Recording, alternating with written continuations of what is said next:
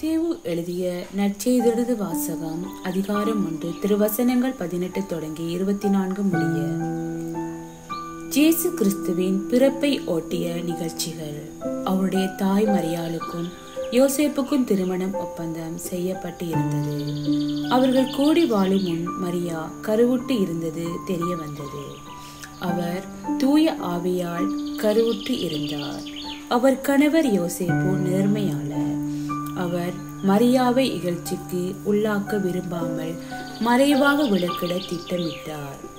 அவர் இவ்வாறு சிந்தித்துக் கொண்டிருக்கும் போது ஆண்டவரின் தூதர் அவருக்கு கனவில் தோன்றி, யோசேப்பே, தாவீதின் மகனே, உம் மனைவி மரியாவை ஏற்றுக்கொள்ள அஞ்ச வேண்டாம். ஏனெனில் அவர் கருவுற்று இருப்பது தூய ஆவியால் தான். மரியா ஒரு மகனை பெற்றெடுப்பார். அவருக்கு ஜேசு என பெயரிடுவீர்.